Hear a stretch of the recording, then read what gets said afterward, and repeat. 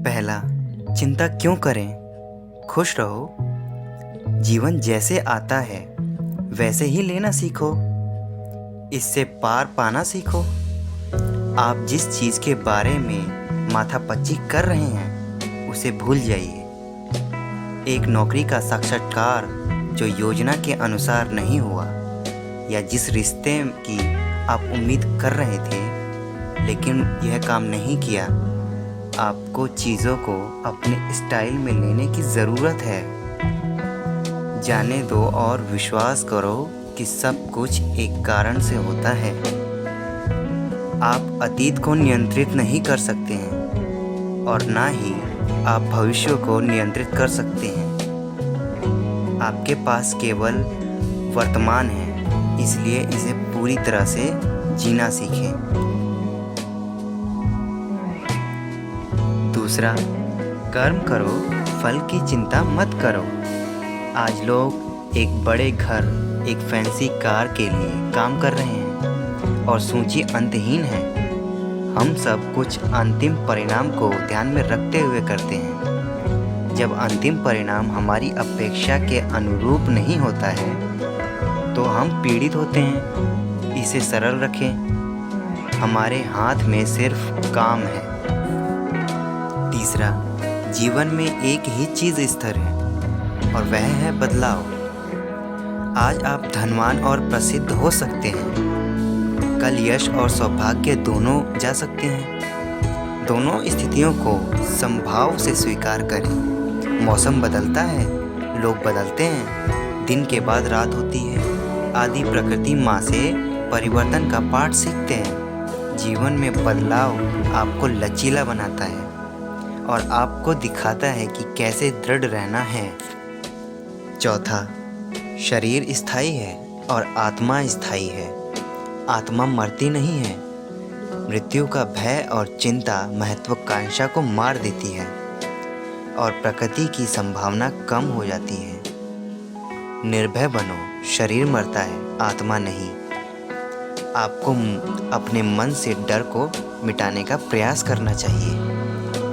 डर आपकी भलाई के लिए एक बाधा है। पांचवा, हम अकेले इस दुनिया में खाली हाथ आए थे और अकेले ही इस दुनिया से खाली हाथ जाएंगे। आपका फोन भी आपके साथ नहीं जाएगा। भौतिक वस्तुओं के प्रति आसक्ति या राग व्यर्थ है।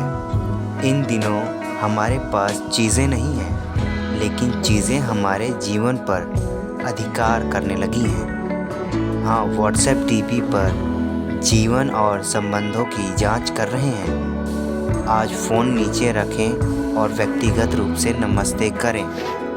छठा, कम खाना, सोना या लालसा आदि बहुत अधिक या बहुत कम आपको उच्च वास्तविकता के करीब नहीं लाने वाला है।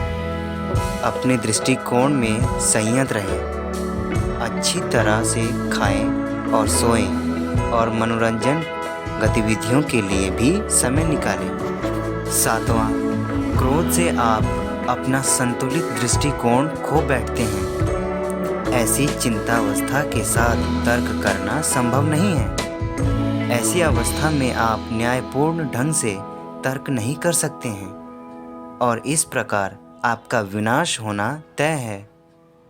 क्रोध तत्व व्यक्ति के जीवन में असफलताओं का मूल कारण है। आठवां, लोभ, लालची और स्वार्थी रवैया धूल भरे आईने की तरह हैं। एक लालची व्यक्ति किसी भी परिस्थिति से निपटने के दौरान सत्य को समझने में विफल रहेगा। एकांगी दृष्टि उसे संदेहों और निराशाओं से बांधे रखेगी। संतोष वह है जो आपके पास है, वह आवश्यक है। पहले खुश और संतुष्ट रहें और फिर अपनी ज़रूरतों के लिए काम करें। नौवां, शंका करने वाले मन से कुछ भी हासिल नहीं होता। पूर्ण सत्य या काम पर एक बड़ी ताकत पर संदेह करना मुख्य कारण है कि बहुत से लोग दुखी जीवन जीते हैं। भगवत गीता के अनुसार एक संदिग्ध मन ना तो इस दुनिया में और ना ही अगले शांति में होगा।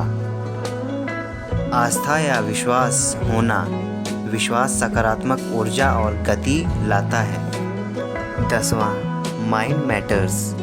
आपके विचार या तो आपको बना सकते हैं या आपको तोड़ सकते हैं। यदि आप इसे सोच सकते हैं तो आप इसे प्राप्त कर सकते हैं। जब आपका दिमाग किसी भी परीक्षा या प्रस्तुति से पहले एक सकारात्मक फ्रेम में होता है तो संभावनाएं बेहतर होती हैं कि आप बेहतर करेंगे।